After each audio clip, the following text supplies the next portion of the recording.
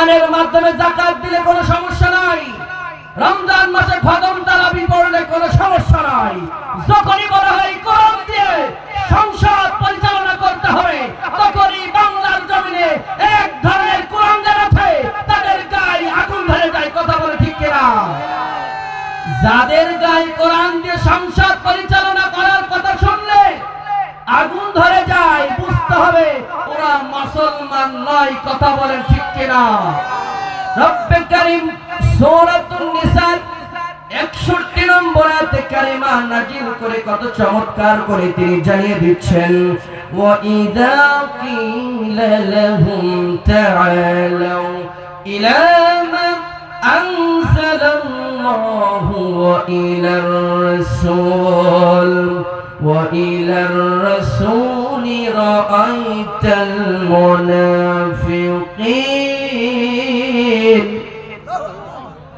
রব্বে কারীম আমাদেরকে জানিয়ে দিচ্ছেন কোরআনের মাধ্যমে, ও পৃথিবীর মানুষ তোমরা শোনো, ওয়া ইযা কিলা লাহুম তাআলাউ ইলা মা আনজালাল্লাহ, যখন বলা হয় যে কোরআন আল্লাহ রাব্বুল আলামিন ওই আসমান থেকে নাজিল করেছে, ওই কোরআনের দিকে আসো, কোরআনের পথে আসো, কোরআন দিয়ে তুমি তোমার জীবনটারে পরিচালনা করো। তখন আল্লাহ রাব্বুল আলামিন রাসূলকে বলেন ওয়াইলার রাসূল, আর রাসূলের দিকে আসো। তার মানে কোরআনের দিকে আসো, রাসূলের দিকে আসো। যখন কোরআনের দিকে আহ্বান করা হবে, ডাকা হবে, রাসূলের দিকে আহ্বান করা হবে, ডাকা হবে, রাআইতাল মুনাফিকিনা ইয়াসুদ্দুনা আনকা সুদুদা। আল্লাহ রাব্বুল আলামিন বলেন, নবী হে, যারা মুনাফিক তারা আপনার কাছ থেকে আস্তে করে সরে যাবে। তার মানে থেকে স্পষ্ট বোঝা গেল, স্পষ্ট হয়ে গেল, যাদেরকে কোরআন দিয়ে ডাকা হলো, রাসূলের দিকে ডাকা হলো, কোরআনের দিকে ডাকা হলো, এইটা যারা প্রত্যাখ্যান করে নিল, এইটা যারা নিজের জীবনে মেনে নিতে পারলো না, তারা আর কেউ নাই, তারা হলো মুনাফিক। কথা বলে ঠিক না? আমি বলেছি নবী জনাবে মুহাম্মদুর রাসূলুল্লাহ সাল্লাল্লাহু আলাইহি ওয়াসাল্লাম ইরশাদ করেছেন, আউলান নাস বিয়াউমিল কিয়ামা আকসারুহুম আলাইয়া সালাত। দুনিয়ার জীবনে আমার উম্মত আমি রাসূলের প্রতি অধিক পরিমাণে দুরূদ ও সালাম প্রেরণ করবে। কাল কিয়ামতের ময়দানে কঠিন মুসিবতের দিন, ওয়ালা ইয়াসআলু হামীমুন হামীমা, যেদিন বন্ধু বন্ধুকে চিনবে না, বন্ধু ইউবাসসিরুনাহুম, এক বন্ধু আরেক বন্ধুকে দেখবে, কিন্তু বন্ধু একবারের জন্য বলবে না বন্ধু তুমি কেমন আছো, একবারের জন্য জিজ্ঞাসা করবে না বন্ধু তোমার কি অবস্থা, কেমন আছো তুমি। যেদিন ইয়াউমা ইয়াফিরুল মারউ মিন আখি ওয়া উম্মিহি ওয়া আবিহি ওয়া সাহিবাতিহি ওয়া বানি, যেদিন মা তার সন্তান থেকে পালাবে, যেদিন বাবা তার সন্তান থেকে পালাবে, যেদিন সহধর্মিণী তার স্বামী থেকে পালাবে, যেদিন কলিজার টুকরা সন্তান মা বাবা থেকে পালিয়ে চলে যাবে, আমার রাসূল সাল্লাল্লাহু আলাইহি সাল্লাম বলেন ওই কঠিন মুসিবতের দিন, যেদিন মানুষের জিহ্বাটা বেরিয়ে দেহ হাত লম্বা হয়ে নাভি পর্যন্ত ঢলে যাবে কুকুরের মতন, সেদিন মানুষের চোখের পানি আর গায়ের ঘামে মানুষ বিশাল সমুদ্রে রূপান্তর হয়ে যাবে। কেউ হাঁটি পর্যন্ত, কেউ মাজা পর্যন্ত, কেউ কোমর পর্যন্ত, কেউ গলা পর্যন্ত হাবি ডুবে যাবে চোখের পানিতে। ঠিক সেই মুহূর্তে আমার যে উম্মত দুনিয়ার জীবনে আমি রাসূলের প্রতি দুরূদ ও সালাম পাঠ করবে, বিশ্ব নবী বলেন আউলান নাস বিয়াউমিল কিয়ামা আকসারুহুম আলাইয়া সালাত, অধিক পরিমাণে আমি রাসূলের প্রতি দুরূদ পাঠ করার কারণে আমার উম্মত আমি রাসূলের একেবারে নিকটে থাকবে। চিৎকার করে বলেন সুবহানাল্লাহ। আচ্ছা বলেন তো, কঠিন বিপদের সময় যে বন্ধুর পাশে দাঁড়ালে সকল বিপদ বালা মুসিবত কেটে যায়, দুনিয়ার জীবনে এমন একজন বন্ধু আমরা চাই কিনা? চাই কিনা? সবাই চায়। কিন্তু সেই কিয়ামতের ময়দানে কঠিন মুসিবতের দিন সমস্ত দুনিয়ার মানুষ আপনাকে ভুলে যাবে। মা ভুলবে, বাবা ভুলবে, ভাই ভুলবে, সহধর্মিনী ভুলবে। কলিজার টুকরা সন্তানকে মানুষ করার জন্য শরীরের রক্তকে পানি করেছেন, মাথার ঘাম পায়ে ফেলেছেন, খেয়ে না খেয়ে হাতের তলায় ঠোলা পড়ে ফেলেছেন, পায়ের তলায় ঠেসা পড়ে গিয়েছে, লুঙ্গিটা কাজ করতে করতে ছিঁড়ে গেছে, জামাটা ছিঁড়ে জীর্ণ শীর্ণ হয়ে গেছে, সেদিকে আপনার খেয়াল নাই। একটাই খেয়াল, কিভাবে আমার সন্তানরা ভালো থাকবে, কিভাবে আমার কলিজার টুকরা ভালো থাকবে, ভালো খাবে, ভালো মাখবে, ভালো পড়বে, এই চিন্তা লালন করলেন। অথচ কাল কিয়ামতের ময়দানে ওই সন্তান আপনার থেকে পালাবে। একজন আপনার থেকে পালাবে না, তিনি হলেন আমার আপনার নবী। কথা বলেন ঠিক কিনা? এই জন্য সেই নবীর শানে মহাব্বতের স্বরে ভালোবাসা মহাব্বত উজাড় করে দাওয়াজ করে দিল থেকে সকলে একবার আওয়াজ করে বলেন সাল্লাল্লাহু আলাইহি ওয়াসাল্লাম। সম্মানিত উপস্থিতি, আমি আপনাদেরকে সাথে নিয়ে সূরাতুল লুকমানের 16 নম্বর আয়াতে কালিমা তেলাওয়াত করেছি। তিরমিজি শরীফ থেকে ছোট্ট একটা হাদিসে কালিমা তেলাওয়াত করেছি। রব্বি কারীম যদি আমাকে শক্তি দেন, কথা বলার মতন জ্ঞান দেন, আমার এই জুবানটা জিহ্বা দুটো ঠোঁট যদি শক্তি দেন কথা বলার মতন, এই আয়াত এবং হাদিসের আলোকে যতটুকু জ্ঞান অর্জন করেছি রব্বি কারীম আমাকে তৌফিক দান করেছেন, সেই অনুযায়ী আমি আপনাদেরকে কিছু কথা শোনাবো ইনশাআল্লাহ। আলোচ্য বিষয় হলো সন্তানের প্রতি পিতামাতার দায়িত্ব এবং কর্তব্য। সরাসরি কোরআন থেকে আপনাদেরকে শোনাবো।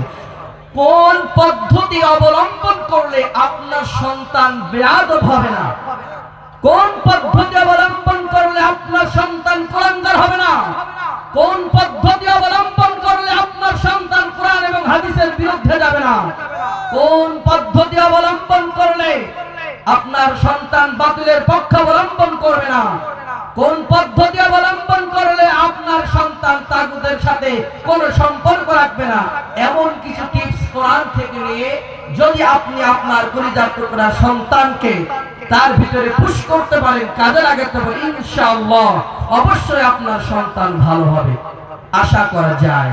সেই ব্যাপারে আমি আপনাদেরকে কয়েকটি কথা শোনাবো। শোনার আগেই একটি কথা আমি আলোচনা শুরুতে বলতে চাই।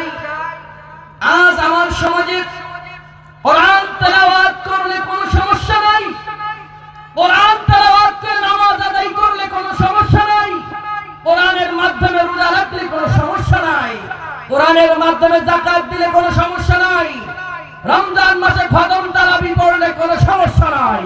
যখনই বলা হয় কোরআন দিয়ে সংসদ পরিচালনা করতে হবে, তখনই বাংলার জমিনে এক ধরনের কোরআন যারা আছে তাদের গায়ে আগুন ধরে যায়। কথা বলে ঠিক কিনা? যাদের গায়ে কোরআন দিয়ে সংসদ পরিচালনা করার কথা শুনলে আগুন ধরে যায়, বুঝতে হবে ওরা মুসলমান নয়। কথা বলেন ঠিক কিনা? রব্বে কারীম সূরাতুন নিসা 61 নম্বর আয়াতে কারিমা নাযিল করে কত চমৎকার করে তিনি জানিয়ে দিচ্ছেন, ওয়া ইযা কিলা লাহুম তাআলাউ ইলা মা আনজালাল্লাহু ওয়া ইলার রাসূল ওয়া ইলার রাসূলি রাআইতাল মুনাফিকিন। রব্বে কারীম আমাদেরকে জানিয়ে দিচ্ছেন কোরআনের মাধ্যমে, ও পৃথিবীর মানুষ তোমরা শোনো, ওয়াইদা কিলা লাহুম তাআলাউ ইলা মা আনজালাল্লাহ, যখন বলা হয় যে কোরআন আল্লাহ রাব্বুল আলামিন ওই আসমান থেকে নাজিল করেছে, ওই কোরআনের দিকে আসো, কোরআনের পথে আসো, কোরআন দিয়ে তুমি তোমার জীবনটাকে পরিচালনা করো। তখন আল্লাহ রাব্বুল আলামিন রাসূলকে বলেন ওয়াইলার রাসূল, আর রাসূলের দিকে আসো। তার মানে কোরআনের দিকে আসো, রাসূলের দিকে আসো। যখন কোরআনের দিকে আহ্বান করা হবে, ডাকা হবে, রাসূলের দিকে আহ্বান করা হবে, ডাকা হবে। রাআইতাল মুনাফিকিনা ইয়াসুদ্দুনা আনকা সুদুদা। আল্লাহ রাব্বুল আলামিন বলেন, নবী হে, যারা মুনাফিক তারা আপনার কাছ থেকে আস্তে করে সরে যাবে।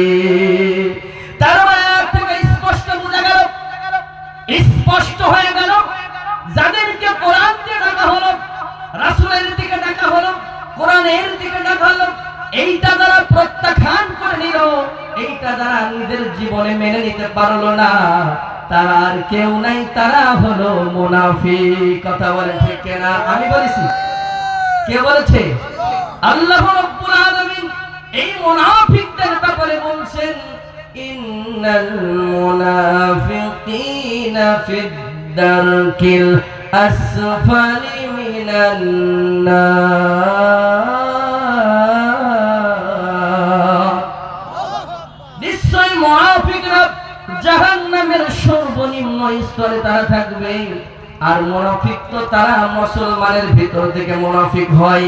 ওর লিবাস দেখলে, ওর সুরত দেখলে, ওর চলাফেরা দেখলে মনে হয় মুনাফিক, কিন্তু অন্তরে কোরআনের বিপক্ষে কাজ করে। কথা বলেন ঠিক কিনা? তার মানে কোরআন দিয়ে ডাকা হলো, কোরআনের দিকে ডাকা হলো, হাদিসের দিকে ডাকা হলো, এইটা যারা প্রত্যাখ্যান করবে, রব্বে কারীম স্পষ্ট করে জানাই দিয়েছেন সূরা নিসা 61 নম্বর আয়াত। আল্লাহ বলছেন ওরা মুনাফিক। ওরা কি? আর মুনাফিক কোথায় যাবে? আল্লাহর জাহান্নামে। সুতরাং মুনাফিকের আচরণ আমাদের ভিতরে আনা যাবে না। সূরা বাকারার 170 নম্বর আয়াতে কারিমার ভিতরে আল্লাহ রাব্বুল আলামিন কত চমৎকার করে জানাই দিচ্ছেন, ওয়াইদা কিলা লাহুমুত্তাবিউ মা আনজালাল্লাহ قالوا بل نتبع ما ألفينا عليه آباءنا أولو كان آباؤهم لا يعقلون شيئا ولا يهتدون بلن الله أكبر الله رب العالمين سورة بقرة 170 নম্বর আয়াতে কারিমা নাযিল করে তিনি বললেন, ওয়াইযা কিলা লাহুমুত্তাবিউ মা আনজালাল্লাহ। যখন রব্বে কারীম বিশাল আসমান থেকে লাউহে মাহফুজে কোরআনুল কারীম ছিল, হাজার হাজার লক্ষ লক্ষ মাইল ক্রস করে কোরআনকে পৃথিবীর বুকে প্রেরণ করার পরে পৃথিবীর মানুষদেরকে ডেকে বললেন, ওয়াইযা কিলা লাহুমুত্তাবিউ মা আনজালাল্লাহ।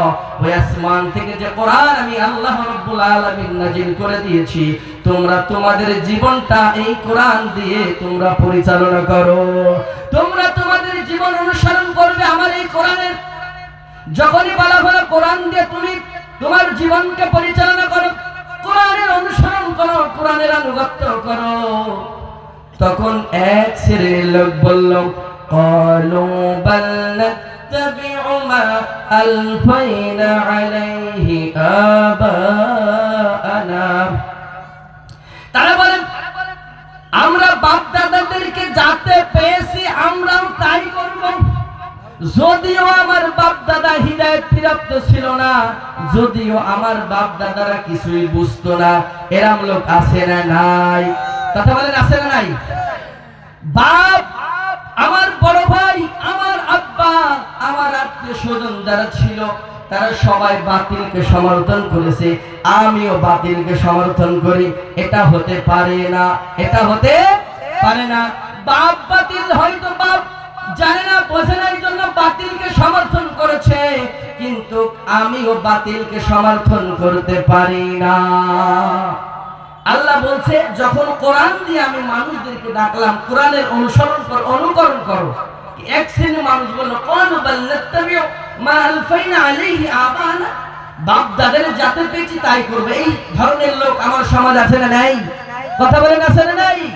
কাল কিয়ামতের ময়দানে, কাল কিয়ামতের ময়দানে যে মা সন্তানকে বাঁচানোর জন্য নিজের জীবনের কিডনি দিতে পারে, সমস্ত রক্ত দিতে পারে, তারপরেও সন্তান বেঁচে থাক, সুস্থ থাক, এই চিন্তা লালন করে, কিন্তু কাল কিয়ামতের ময়দানে এই মা সন্তান যখন একটা মাত্র নেকি চাইবে, মা একটা নেকির জন্য আমি ধরা খেয়ে গেছি মা, আমার জন্য জাহান্নাম ওয়াজিব হয়ে গেছে মা, তুমি যদি আমার একটা নেকি দাও আমি জান্নাতে যাব। সেই কঠিন সময় আপনার মা জবাব দিবে, বাবা আমি তোমারে তো চিনি না, তুমি কে গো বাবা? আমার তো বিয়ে হয় নাই, আমার তো কোনো সন্তান ছিল না। ও আমার আপনজনের, আপনাদেরকে দৃষ্টি আকর্ষণ করে বলতে চাই, কাল কিয়ামতের ময়দানে যে মা পৃথিবীতে সবচেয়ে বেশি নিঃস্বার্থ ভালোবাসা দেয়, এই মা একটা নেকির জন্য আপনাকে অস্বীকার করবে। কার আশায় আপনি বাতিলকে সমর্থন করেন? কিসের আশায় আপনি তাগুতকে সমর্থন করেন? ওই কাল কিয়ামতের ময়দানে কঠিন মুসিবতের দিন যদি আপনি বাঁচতে চান, কোরআন এবং হাদিসের বাইরে আপনি আপনার জীবনটা পরিচালনা করতে পারেন না। কথা বলে ঠিক কিনা? আল্লাহ রাব্বুল আলামিন বলেন,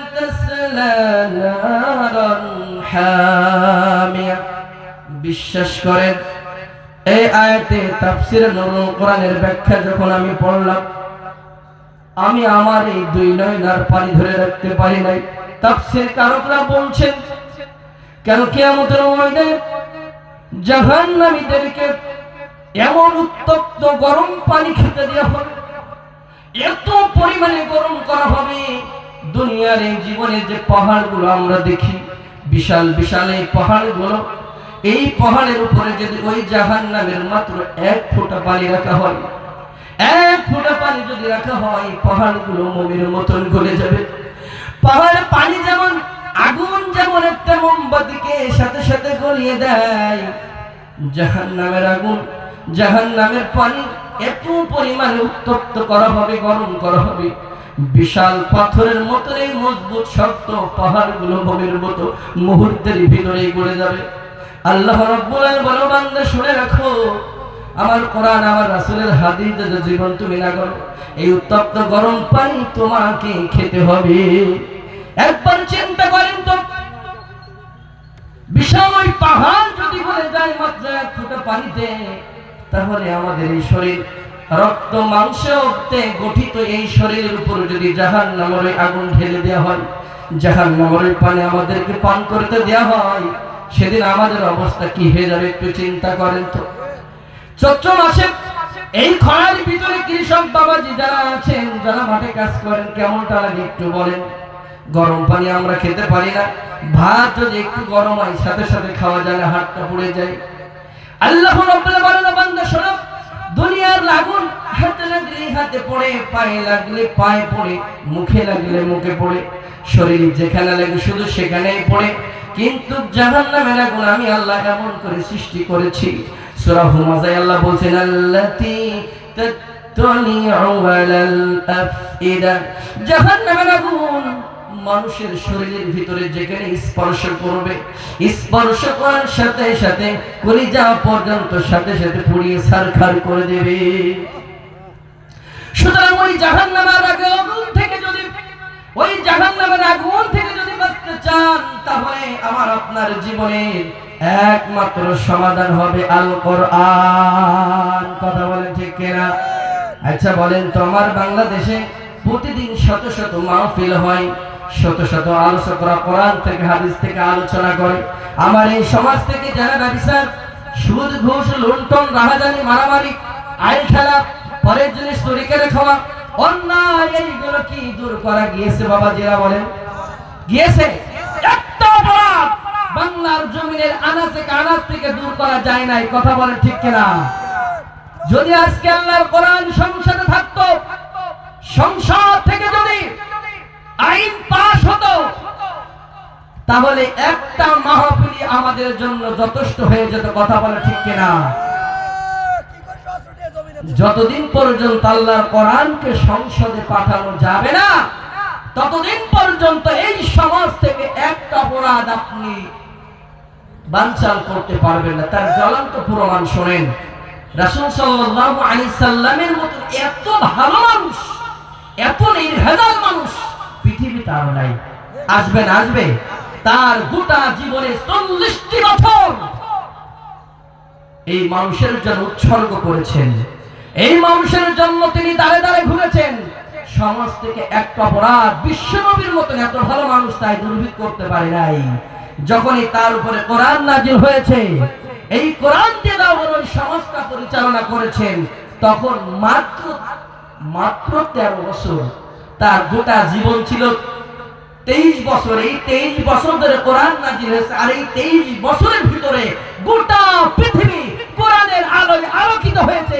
একটা অপরাধ সেই সময় সংঘটিত হয় না। এই কথা বলে ঠিক কিনা? যদি আজ কোরআনের রাজ কায়েম হয়ে যায়, আমার সমাজে একটা চুরি হবে না, একটা ডাকাতি হবে না, এক জায়গায় লুণ্ঠন হবে না, আমার মা বোনেরা ধ্বংসিত হবে না, কোন ভাই কোন ভাইকে খুন করতে পারবে না, এক বন্ধু আর এক বন্ধুকে খুন করতে পারবে না, এক শত্রু আর এক শত্রুর গায়ে আঘাত করতে পারবে না। কথা বলে ঠিক কিনা? যতদিন পর্যন্ত আল্লাহর কোরআন ওই সংসদে পাঠানো না যাবে, ততদিন পর্যন্ত একটা অপরাধও এই সমাজ থেকে দূরীভূত করা যাবে না। কথা বলে ঠিক কিনা? এই সমাজে নামাজের আকাল নাই, রোজাদের আকাল নাই, হাজির আকাল নাই, তাহাজ্জুদ নামাজ পড়ার আকাল নাই, কিন্তু এই সমাজ থেকে অপরাধ তো একটাও যায় না। নামাজি আছে না, হাজি আছে না, রোজা আদায় করে আসে না, যাকাত দেয় আছে না, এত ভালো মানুষ তার সমাজের পরিবর্তন হয় না কেন? কেন নাই? শুধু কোরআনের আইন নাই, এই একটাই সমস্যা, শুধু একটাই সমস্যা। আসুন চিন্তাকে, ভাবধারাকে, গবেষণাকে একটু পরিবর্তন করে ফেলি, ছুঁড়ে ফেলে দিয়ে আল্লাহর কোরআন দিয়ে আমরা জীবন গড়ি। কোরআনকে সংসদ পর্যন্ত পৌঁছানোর জন্য যেই কাজ করলে কোরআন সংসদে যাবে, আমরা সকলেই সেই কাজ করতে রাজি আছি তো ইনশাআল্লাহ? আপনারা টেনশন করেন না, আমরা নামাজ এখানে হবে, আর নামাজ পড়ে আবার আলোচনা হবে। মসজিদে যারা আছে ওখানে জামাত করবে, আমরা এখানে জামাত করব, নামাজ নিয়ে টেনশন করার দরকার নেই। আসুন আমি যে আয়াতটি তেলাওয়াত করেছি, আমার মূল আলোচ্য বিষয়ের দিকে আমি চলে যাই। আল্লাহ রাব্বুল আলামিন সূরা লুকমানে যে কথাটি তুলে দিয়েছেন, লুকমান হাকিম একজন ছিলেন অনেক বড় একজন জ্ঞানী ব্যক্তিত্ব। তিনি ছিলেন একজন রাখাল, একজনের বাড়ি আমরা গ্রাম্য ভাষায় যেটা বলি মাইনে থাকতো। কি থাকতো? মাইনে থাকতো। তিনি তার জ্ঞান পরম্পরায় এত বেশি ছিল, তিনি তার কলিজার টুকরা সন্তানকে কিছু উপদেশ দিচ্ছিলেন। আল্লাহ রাব্বুল আলামিনের এত পছন্দ হয়ে গেল, এই পছন্দনীয় কথাগুলো রব্বুল কারীম এই কোরআনের ভিতর রেকর্ড করে দিয়েছেন। যত দুনিয়ার মানুষ, আমার লুকমান হাকিম আমার বান্দা তার কলিজার টুকরা সন্তানদেরকে যে উপদেশগুলো দিয়েছিল, ওইগুলো তোমরা যদি তোমাদের সন্তানদেরকে দিতে পারো, তাহলে তোমরা সবাই সফল হয়ে যাবে। বলেন সুবহানাল্লাহ। আল্লাহ রাব্বুল আলামিন লুকমান হাকিমের সেই কথা কোরআনুল কারীমে রেকর্ড করে জানিয়ে দিয়েছেন, ইয়া বুনাইয়া ইন্নাহা ইন তাকু মিসকালা হাববাতিন মিন খারদালিন ফাতাকুন ফি সাখরাতিন আও ফিস সামাওয়াতি আও ফিল আরদি ইয়াতি বিহাল্লাহ।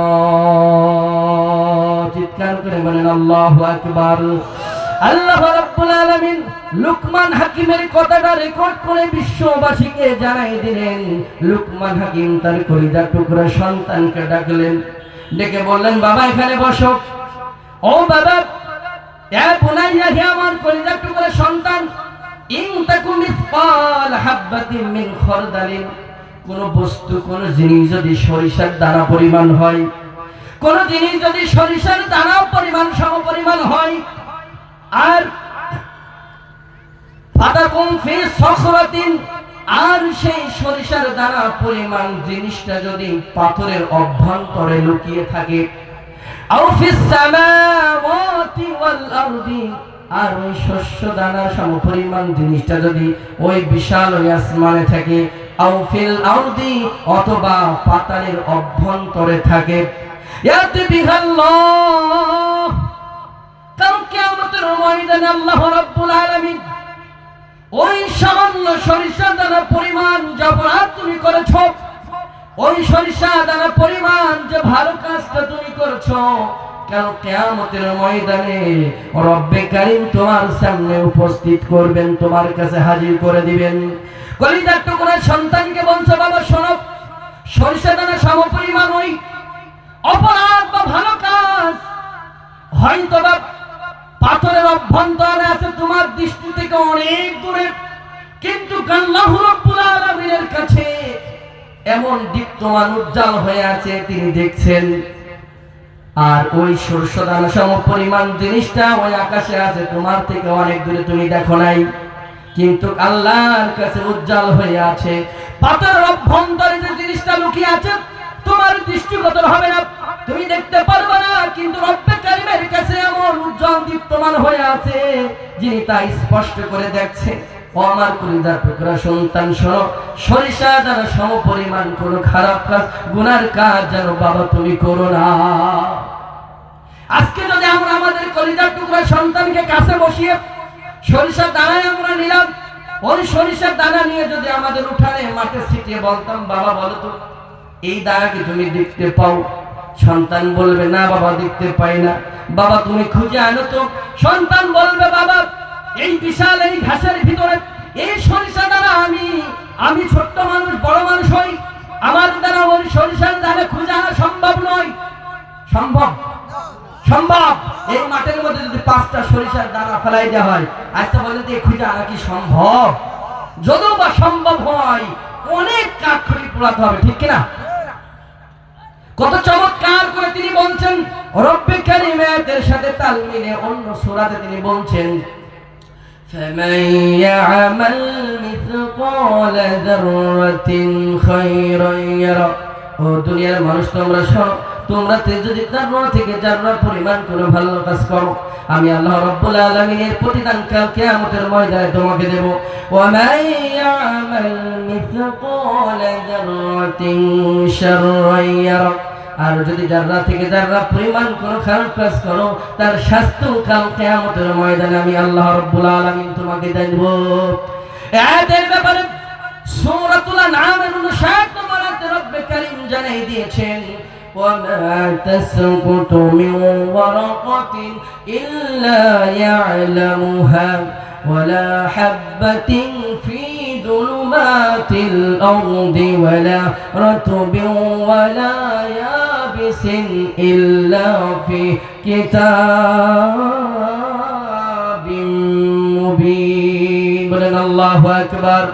الله رب العالمين দুনিয়ার মানুষদেরকে ডেকে ডেকে বলে, ও আমার বান্দা বান্দিরা শোনো শোনো, দুনিয়ার জীবনে ছোট্ট একটি গাছ, সাগরের অতল তলে তলিয়ে থাকা ছোট্ট একটি গাছ, সেই গাছ থেকে যে পাতাটা পড়ে, আমি আল্লাহর জ্ঞানের বাইরে যত ক্ষুদ্র হোক আর যত বড় হোক, আকাশে থাক আর পাতালে থাক, যেখানেই থাক না কেন, আমার জ্ঞানের বাইরে কোনো গাছ থেকে একটা পাতা পর্যন্ত নড়ে না এবং পড়ে না। কথা বলেন ঠিক কিনা? আয়াতের ভিতরে রব্বে কারীম বলছেন, মাটির অন্ধকারে এমন একটি সরিষা দানা, এমন একটি বীজ শুষ্ক হয় না অথবা রসযুক্ত হয় না, যেটা আমি আল্লাহর জ্ঞানের ভিতরে নাই। তার মানে আল্লাহ বুঝাতে চাচ্ছেন, বান্দা সাগরের অতলে তলদেশে তলিয়ে থাকা ছোট্ট একটা দানা রসযুক্ত হয় অথবা শুষ্ক হয়, সেটাও আমি জানি। আবার গাছ থেকে একটা পাতা পড়ে গেল, হলুদ হয়ে গেল, সেটাও আমি আল্লাহ জানি। বান্দা তুমি যেখানে বসে যে প্ল্যানই করো না কেন, পৃথিবীর কেউ না জানলেও আমি আল্লাহ জানি। কিতাব বলে ঠিক কিনা? আল্লাহ রাব্বুল আলামিন সূরা মুলকের ভিতরে বলছেন, ওয়াসিরু কাওলাকুম আও জাহারু বিহি ইন্নাহু আলিমুম বিযাতিস সুদূর। ও আমার বান্দা বান্দিরা শোনো, তোমরা যদি কোনো কথা চুপে চুপে বলো অথবা উচ্চ স্বরে বলো, ইন্নাহু আলিমুম বিযাতিস সুদূর, আমি আল্লাহ তোমাদের অন্তর্যামী। আস্তে বললেও আমি শুনি, আর প্রকাশ্যে বললেও আমি শুনি, গোপনে বললেও আমি শুনি।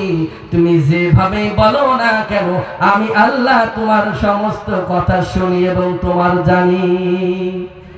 সুতরাং যে রব মাটির তলের খবর জানেন, বিশাল আসমানের খবর জানেন, আস্তে কইলে শোনেন, জোরে কইলেও শোনেন, গোপনে কইলেও শোনেন, মনের ভিতরে কল্পনা করলেও যিনি জানেন তিনি হলেন কে? সুতরাং ওই রবকে ফাঁকি দেওয়া যাবে না।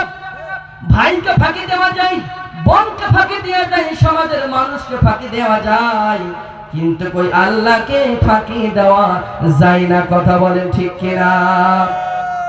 সুতরাং ও আমার প্রাণ প্রিয় গ্রামবাসী, ও আমার ভাইরা, বিভিন্ন সমাজের মানুষেরা, আপনাদের কাছে হাত জোড় করে বলতে চাই, আমি আপনাদের সন্তান, আমি আপনাদের ভাই, আমি আপনাদের আপনজন।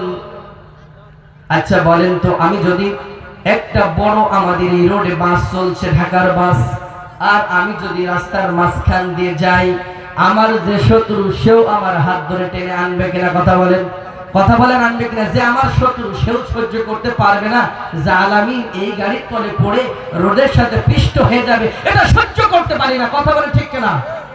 তো এইটা যদি আপনি সহ্য করতে না পারেন, তাহলে আমরা কেমন করে সহ্য করব? কারণ কিয়ামতের ময়দানে যদি আমরা কোরআন এবং সুন্নাহের জীবন না গড়ি, তাহলে ওই কঠিন ভয়াবহ জাহান্নামের ভিতরে যে আমাদেরকে যেতে হবে। আপনারা যে অনেকে আছেন জাহান্নামের পথে চলছেন, জাহান্নামের পথে অগ্রসর হচ্ছেন, বাতিলের সাথে সমর্থন করছেন, তাগুতের সাথে সমর্থন করে এই অল্প হায়াতের এই জিন্দেগিটা শেষ করে দিচ্ছেন। কাল কিয়ামতের ময়দানে আল্লাহর কাছে কি জবাব দিবেন? সুতরাং জীবনকে যদি পরিবর্তন করতে হয়, ওই জাহান্নাম থেকে যদি বাঁচতে হয়, কোরআন এবং সুন্নাহ ছাড়া বাঁচার কোনো রাস্তা খোলা নাই। কথা বলেন ঠিক কিনা? আচ্ছা বলেন তো, কলিজার টুকরা সন্তানকে কাছে বসিয়ে সরিষা দানা নিয়ে এই উদাহরণ যদি আমাদের কলিজার টুকরা সন্তানের বয়স যখন 7 বছরের উপনীত হয়, এইভাবে যদি বোঝাতে পারি, আচ্ছা বলেন তো, আমার সন্তানকে আর গুনাহ করতে পারবে? আর পারবে? এখানে যারা আছি আমরা কেউ হয়তো আপনাদেরকে হাত তুলে কষ্ট দেব না, কেউ এ পর্যন্ত বলি নাই যে বাবা আসো একটু বসো, নামাজ পড়ো। এই উদাহরণকে আমরা কেউ দিয়েছি? কথা বলেন, দিয়েছি? অথচ বাংলার জমিনে এক শ্রেণীর লোক আছে, তারা বলে কোরআনে রাজনীতি নয়। কথা বলে ঠিক কিনা? আমরা বলি কোরআনে রাজনীতি আছে, কোরআনের সাথে তোমার কোনো সম্পর্কই নাই। কথা বলে ঠিক কিনা? তার কারণ রাজনীতির কথা কোরআনে 1000 জায়গায় আল্লাহ রাব্বুল আলামিন বলেছেন। সুতরাং যারা বলে কোরআনে রাজনীতি নাই, আরে কোরআনে তো তোমার তো সম্পর্কই নাই, জীবনে তো তুমি কোরআন পড়েই নাই। কোরআন যারা পড়ে না তারা কি কোরআন স্বাদ বোঝে? আর যে বেদানা খেয়েছে সেই তো জানে বেদানার কি স্বাদ, যে এই শীতের মৌসুমীতে রস খেয়েছে সেই তো জানে রসের কি স্বাদ। কথা বল ঠিক কিনা? রস না খাইলে রসের কি স্বাদ বলতে পারবে, বুঝতে পারবে? অনেক চমৎকার করে আল্লাহ রাব্বুল আলামিন আমাদেরকে জানাচ্ছেন, বান্দা একটু মাথাটা খাটাও, ব্রেনটা একটু কাজে লাগাও।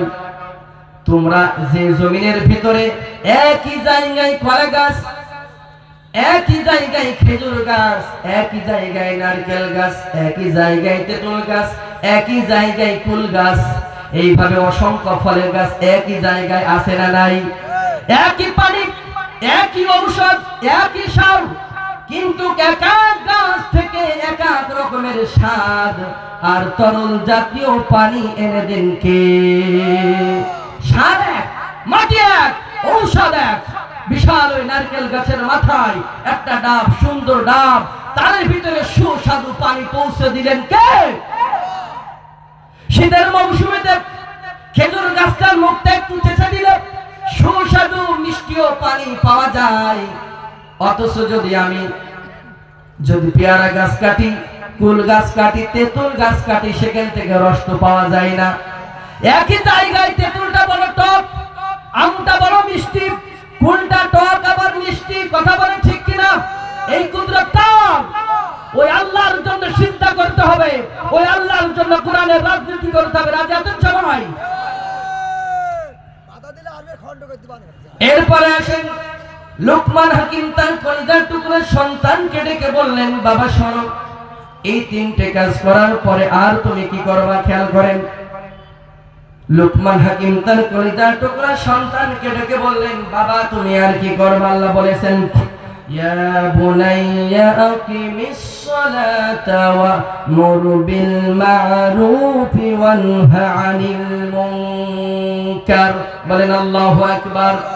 লুকমান হাকিম তার কলিজার টুকরা সন্তানকে ডেকে বললেন, ও আমার কলিজার টুকরা সন্তান শোনো, তুমি নামাজ আদায় করবা। কি করবা? তুমি নামাজ আদায় করবা। তুমি যদি নামাজ আদায় করো তাহলে লাভটা কি? ও আমার কলিজার টুকরা সন্তান, তুমি নামাজ আদায় করবা। নামাজ এমন একটি ইবাদত, নামাজ হলো ঈমানের মূল পরিচয়। কথা বলেন ঠিক কিনা? পৃথিবীর মানুষ যদি নামাজ আদায় করে, নামাজ আদায় করতে গেলে বান্দাকে অবশ্যই সেজদা দেওয়া লাগে। কি করা লাগে বলেন? সেজদা দেওয়া লাগে। আর কোন বান্দা যদি নামাজের মাধ্যমে রব্বে কারীমকে সেজদা দিয়ে দেয়, আল্লাহ রাব্বুল আলামিন তার একটা নাই, দুইটা নাই, 11টি পুরস্কার দান করে দেয়। কয়টা? 11টি পুরস্কার দান করে দেয়। 1 নম্বর পুরস্কার, তার মর্যাদা বৃদ্ধি করে দেয় দুনিয়া এবং আখিরাতে। 2 নম্বর পুরস্কার হলো তার গুনাহগুলো আল্লাহ রাব্বুল আলামিন maaf করে দেন। 3 নম্বর পুরস্কার হলো তার দোয়া কবুল করা হয়। 4 নম্বর পুরস্কার হলো সিজদা দিতে পারা হলো ঈমানের পরিচয়, ঈমান যা আছে বোঝা যায়। 5 নম্বর পুরস্কার হলো যত বেশি সিজদা দিবেন আপনার মাথার ব্রেন মস্তিষ্ক সম্পূর্ণভাবে অ্যাক্টিভ এবং সচল হয়ে যায়। কথা বলেন আল্লাহু আকবার।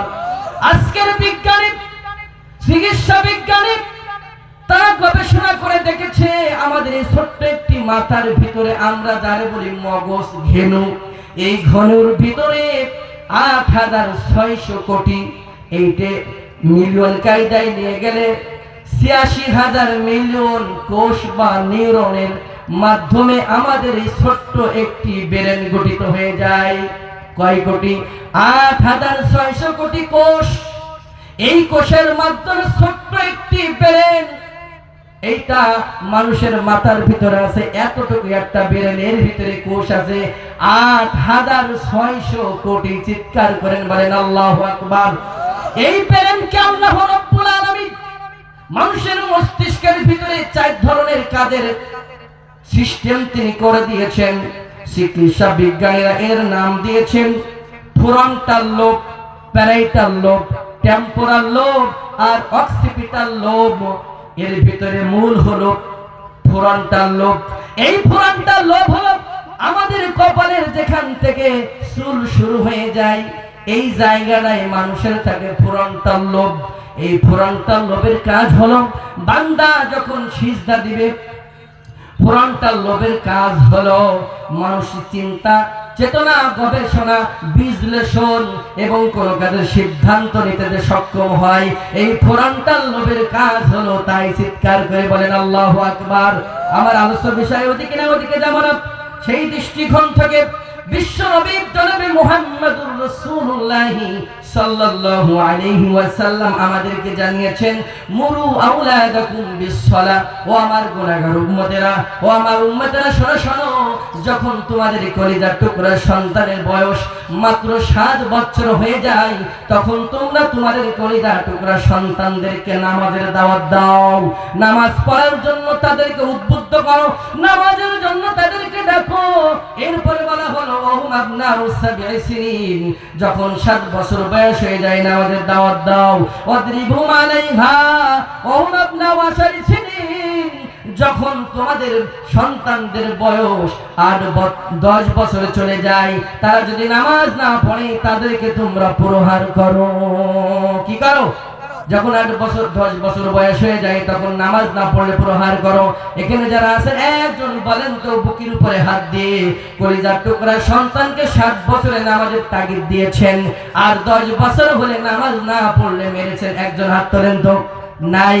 বিড়াই পেটে না গেলে মেরেছেন, না পড়া হলে মেরেছেন, অনেক কাজে মেরেছেন, কিন্তু নামাজের জন্য কখনো শাসন করেন নাই। কথা বলেন ঠিক কিনা? অথচ চিকিৎসা বিজ্ঞানী আজ প্রমাণ করছে একটা মানুষ যখন 6 থেকে 7 বছর বয়স হয়ে যায় তখন মানুষের এই ফ্রন্টাল লোবের সকল কার্যক্রম শুরু হয়ে যায়। ভালো মন্দ আর কোনটা ভালো কোনটা মন্দ এই সমস্ত জিনিস বোঝার শক্তি যখন একটা বাচ্চার বয়স 7 বছর হয়ে যায় তখন এই বাচ্চার ভিতরে এই গুণগুলো চলে আসে। বিশ্লেষণ করা, গবেষণা করা, চিন্তা করা, পরিকল্পনা করা, এতগুলো সব গুণ ওই বাচ্চার ভিতরে চলে আসে। সুতরাং যখন আমরা আজ চিকিৎসা বিজ্ঞানী গবেষণা করে তারা জানিয়েছে কোন মানুষ যদি মাত্র 40 সেকেন্ড, কয় সেকেন্ড? মাত্র 40 সেকেন্ড যদি সিজদায় পড়ে যায় তাহলে ওই মানুষের ব্রেন সম্পূর্ণরূপে অ্যাক্টিভ এবং সতেজ হয়ে যায়। বলেন আল্লাহু আকবার। চিকিৎসা বিজ্ঞানী এখন প্রমাণ করলো একজন মানুষ যদি সিজদা দেয় মাত্র 40 সেকেন্ডে তার ব্রেন সতেজ হয়ে যায়। আমার রাসূল 1000 বছর আগে জানাই দিয়েছে, আমার উম্মতেরা শোনো, যখন তোমার কলিজার টুকরা সন্তান 6 থেকে 7 বছর বয়স উপনীত হয়ে যায়, তখন তোমরা তোমাদের সন্তানদেরকে নামাজের দাওয়াত দিয়ে দাও। চিকিৎসা বিজ্ঞানী আজ বললো, কাল বললো, আজ থেকে 1000 বছর আগে আমার রাসূল বলে দিয়েছেন। সুতরাং কলিজার টুকরা সন্তানকে 7 বছর যখন বয়স হয়ে যাবে, তখন লুকমান হাকিম যেভাবে কাছে রেখে সন্তানদেরকে একটা একটা করে উপদেশ দিচ্ছিল, এইভাবে আমরা যদি আমাদের সন্তানদেরকে উপদেশ দিতে পারতাম, তাহলে আমাদের সন্তানরা কুলাঙ্গার হতো না। কথা বলে ঠিক কিনা? এরপরে আসেন, যদি মানুষ আর সিজদা করে, তাহলে 7 নম্বর উপকার হলো তার দুশ্চিন্তা দূর হয়ে যাবে, তার সমস্ত দুশ্চিন্তা দূর হয়ে যায়। 8 নম্বর হলো মানসিক প্রশান্তি লাভ করা যায়। প্রত্যেকটা সে দলিল আছে, সময় আমার বেঁধে দিয়েছে আর অল্প কিছু, আমি দলিল না দিয়ে শুধু আপনাদেরকে শোনাচ্ছি, পরে কখনো সময় হলে ইনশাআল্লাহ বিস্তারিত বলবো।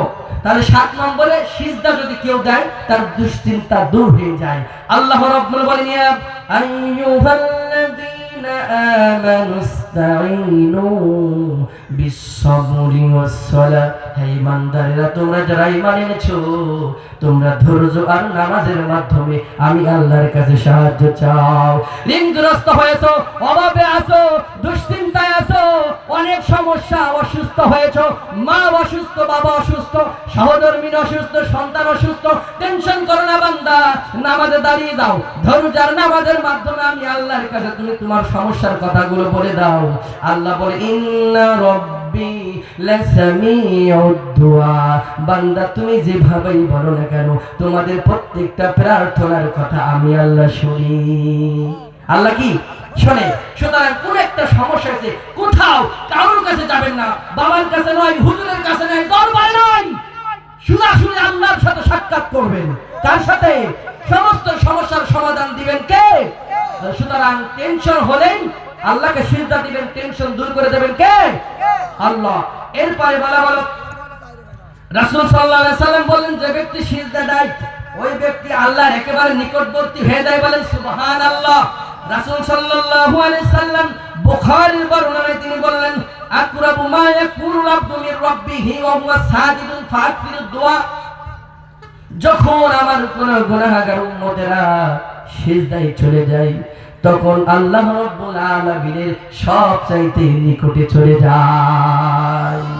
রাসূল বললেন, আমার উম্মতেরা শোনো, যখন তোমরা সিজদা দিয়ে দাও, তখন তোমার ভিতরে আমার আল্লাহর ভিতরে কোনো ফারাক থাকে না, তুমি সবচাইতে আল্লাহর কাছে চলে যাও, ফাকফির দোয়া। সেই সময় তোমার সমস্যার কথাগুলো রব্বে কারিমের কাছে একটা একটা করে বলে দাও। তার কারণ আমরা দুনিয়াতে দেখেছি, প্রাইম মিনিস্টার হতে পারে, চেয়ারম্যান হতে পারে, এমপি হতে পারে, যত কাছের লোক তত আবদার বেশি শোনে। কথা বলে ঠিক কিনা? যত কাছের লোক আবদার তত বেশি শোনে না, যত কাছে যাওয়া যায় মহব্বত তত বাড়ে। আর মহব্বত বাড়ার কারণে যেই আদেশ করে, যেইটা চায় সেইটাই দিয়ে দেয়। কথা বলে ঠিক কিনা? দুনিয়ার মানুষের ভিতরে ভেজাল আছে, আল্লাহর কাছে কোনো ভেজাল নাই। নিকটে যেতে পারলেই, আল্লাহর কাছে চাইলেই আল্লাহ শুনবেন। কথা বলে ঠিক কিনা? এই জন্য সিজদার মাধ্যমে আল্লাহর সব চাইতে নিকটে যাওয়া যায়। এরপরে রাসূল সাল্লাল্লাহু আলাইহি সাল্লাম বললেন, আমার উম্মতেরা শোনো, সিজদায় যে তোমরা কি করবা। বুখারীর বর্ণনায় বিশ্বনবী বললেন, আমার উম্মতেরা যখন তোমরা সিজদায় চলে যাবা, তখন এইভাবে আমি আল্লাহর কাছে দোয়া করতে আল্লাহ রাসূল শিখিয়ে দিয়েছেন, আল্লাহুম্মা গফির লি যামবি কুল্লাহ দিক্কাহু ওয়া জিল্লাহ ওয়া আউওয়ালাহু ওয়া আখিরাহ ওয়া আলানিয়াতাহু ওয়া সিররাহ। কোন মানুষ যদি সিজদায় পড়ে যে আল্লাহর কাছে বলে, ওগো আল্লাহ, আমার জীবনের সমস্ত গুনাহ, আমার জীবনের আগের এবং পরের গুনাহ, আমার জীবনের ছোট এবং বড় গুনাহ, আমার জীবনের গোপন এবং প্রকাশ্য যত গুনাহ আছে, আল্লাহ তোমার কুদরতি পায়ে মাথা রেখেছি, 7টি অঙ্গ প্রত্যঙ্গ একসাথে জমিনে মিশাইতে তোমার কাছে ফরিয়াদ করি, আল্লাহ আমার জীবনে যত গুনাহ আছে, আমার জীবনের ছোট গুনাহ, আমার জীবনের বড় গুনাহ, আমার জীবনের গোপন গুনাহ, প্রকাশ্য গুনাহ, যত গুনাহ করেছি আল্লাহ তুমি আমার জীবনের গুনাহগুলো মাফ করে দাও। এইভাবে যদি কোনো মানুষ আল্লাহর কাছে ফরিয়াদ করতে পারে, মার সাথে সন্তানের অভিমান হয়েছে, একবার থেকে দুইবার নয়, তিনবার, চারবার যদি কোনো সন্তান কোনো মাকে ডাকে মা মা মা, আমার ভুল হয়ে গেছে, তুমি আমার মাফ করে দাও, ওই সন্তান যদি মাকে হাজারো কষ্ট দেয়, হাজারো মারে, ওই মা আর দরজা না খুলে থাকতে পারে না। কথা বলেন ঠিক কিনা? আল্লাহর নবী বলেছেন, ওই মা যতটুকু সন্তানের উপর মহব্বত দেখায়, আমার আল্লাহ তার বান্দার উপরে ওই মায়ের সে হাজার হাজার হাজার কোটি কোটি মিলিয়ন ট্রিলিয়ন গুণে বেশি তার বান্দাকে ভালোবাসে। কোন বান্দা যদি একবার বলে, আল্লাহ আমি বলে গোনা করেছি, ভুল করেছি, তুমি আমার গুনাহগুলো মাফ করে দাও, আল্লাহ বড় খুশি হয়ে ওই বান্দার জীবনের গুনাহগুলো মাফ করে দেয়। সুতরাং গুনাহ করেছেন, ভুল করেছেন, বাতিলকে সমর্থন করেছেন, তাগুতকে সমর্থন করেছেন, আল্লাহ রাব্বুল আলামিন সূরা আরাফে জানাই দিয়েছেন, ফামানিত্তাকা ওয়া আসলাহা। কোন মানুষ যদি আল্লাহ রাব্বুল আলামিনকে ভয় করে, আসলাহা, জীবনে যত ভুল হয়েছিল ভুলগুলো যদি সংশোধন করে নেয়, ফিরে আসে, আল্লাহ রাব্বুল আলামিন ওয়াদা করে জানিয়ে দিয়েছেন, ফালা খুফুন আলাইহিম ওয়ালা হুম ইয়াহজানুন। কাল কিয়ামতের ময়দানে কঠিন মুসিবতের দিন মা যেদিন ভুলে যাবে, বাবা যেদিন ভুলে যাবে, বন্ধু যেদিন ভুলে যাবে, আল্লাহ বললেন, বান্দা টেনশন করিস না, তুই তো আমারে ভয় করেছিস, তুই তো আমাকে ভয় করে নিজের জীবনের সমস্ত গুনাহ কাতার কথা আমার কাছে গোপনে বলে, আর এই গুনার কাজ তুমি জীবনে করো নাই, আর আমি আল্লাহ তোমার সাথে ওয়াদা দিলাম, ফালা খাউফুন, ওই কঠিন মুসিবতের দিন তোমার জীবনে যারা পরিমাণ কোনো ভয় থাকবে না, ওয়ালা হুম ইয়াহজানুন, সেই সময় যারা পরিমাণ তোমার কোনো টেনশন থাকবে না। সবাই যেদিন পেরেশান হয়ে যাবে, চেহারা মলিন হয়ে যাবে, ঘাড়টা নিচু হয়ে যাবে, মুখটা কালো হয়ে যাবে, তুমি যদি তোমার নিজের জীবনকে সংশোধন করে নিতে পারো, আমি আল্লাহকে ভয় করতে পারো, ওই কঠিন মুসিবতের দিন আমি আল্লাহ ওয়াদা করলাম, সেদিন তোমার কোনো ভয় থাকবে না, সেদিন তোমার কোনো দুশ্চিন্তা থাকবে না। যদি ওই রব্বে কারিমের দরবারে দুশ্চিন্তা মুক্ত থাকতে হয়, ভয় মুক্ত থাকতে হয়, তাহলে এখনো সময় আছে।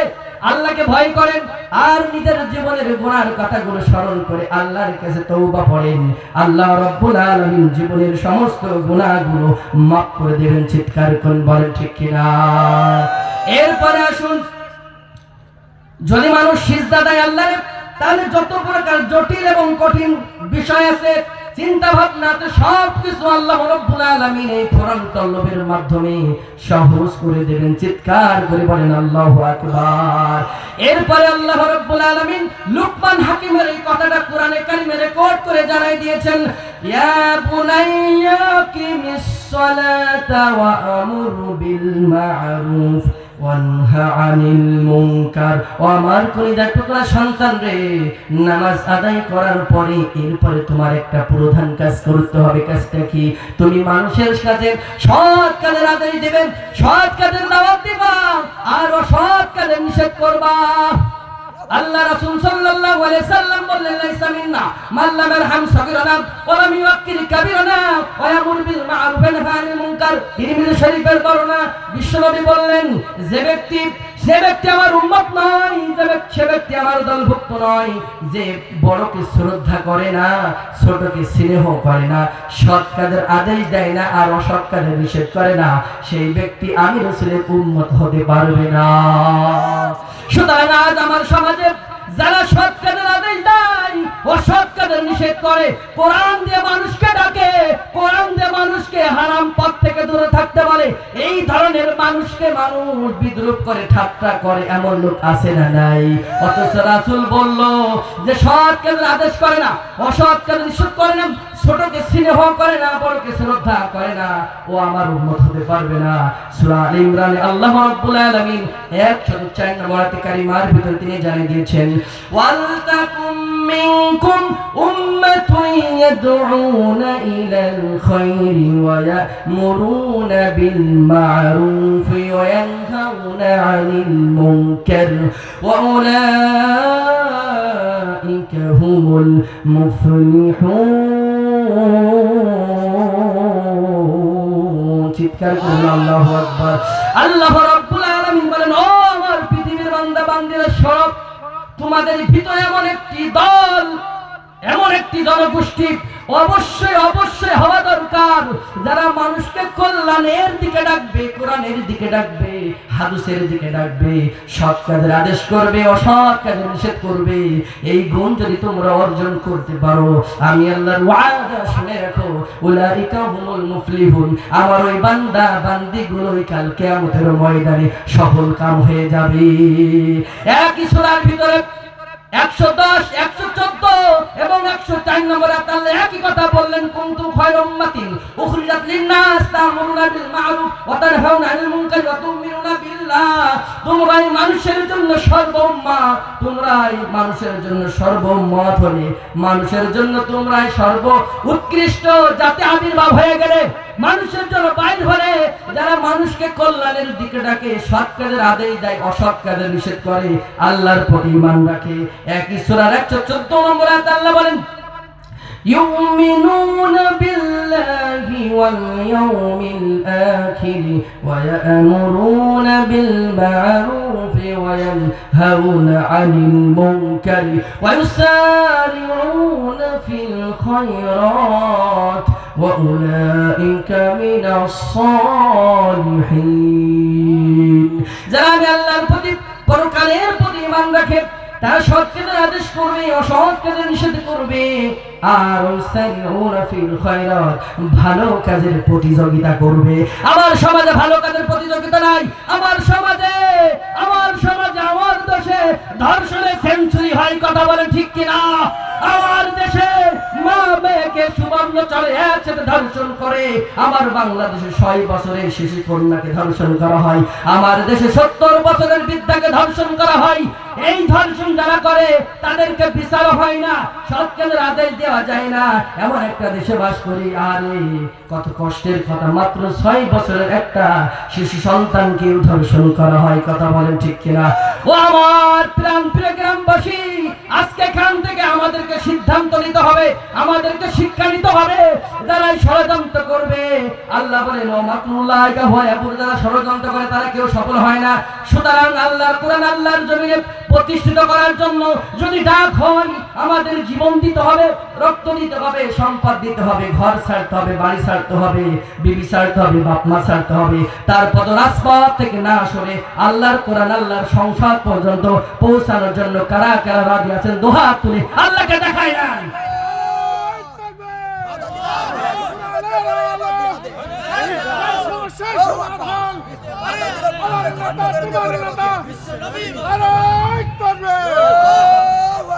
সম্মানিত উপস্থিতি, আমি আলোচনা নীতি টানছি, সময় স্বল্পতার কারণে অনেক কথা আমি আপনাদের সন্তান আবার সময় হলে মসজিদের জমাই অথবা এমন সুযোগ হলে আপনাদেরকে শোনাবো ইনশাআল্লাহ। আপনারা কি কষ্ট পেয়েছেন আমার কথায়? কষ্ট পেয়েছেন? একটা কথাও বাইরে থেকে বলি নাই, প্রত্যেকটা কথার দলিল যে কোরআন থেকে হাদিস থেকে বলেছে, ঠিক আছে না? আল্লাহ রাব্বুল আলামিন যে কথাগুলো বললাম, যে কথাগুলো আপনারা শুনেছেন, যত মানুষের কর্ণে কোহরে এই কথাটা প্রবেশ করেছে, রব্বে কারীমের কাছে দোয়া তুলে দোয়া করি, আল্লাহ যিনি বলল, যিনিরা শুনলেন, প্রত্যেককে বাস্তব জীবনে পুঙ্খানুপুঙ্খানু আমল করে এইভাবে সম্মিলিতভাবে আল্লাহ তোমার ওই জান্নাতের মেহমান যেন আমরা সকলেই হতে পারি। হে আরশের মালিক আল্লাহ, তুমি আমাদের প্রার্থনাটা কবুল করে নাও। সকলে বলে আমিন। আল্লাহ এই মাহফিলে যারা বসেছি, আমি আমার মাকে হারিয়েছি, বাবাকে হারিয়েছি, আমরা যারা মা বাবাকে হারিয়েছি, আল্লাহ এই কোরআনের মজলিসে বসার খাতিরে আমাদের প্রত্যেকের মা বাবা কবরটারে তুমি জান্নাতের বাগান বানাই দাও, বলেন আমিন। আল্লাহ তুমি আমাদের গুনাহমুক্ত জীবন যাপন করার তৌফিক দাও। কোরআন সুন্নাহর সাথে আমাদের জীবনটা বাকি জীবনে পরিচালনা করার তৌফিক দাও, হিদায়াত দাও, শক্তি দাও, বলেন আমিন। আসসালামু আলাইকুম ওয়া রাহমাতুল্লাহি ওয়া বারাকাতুহু। আলহামদুলিল্লাহ।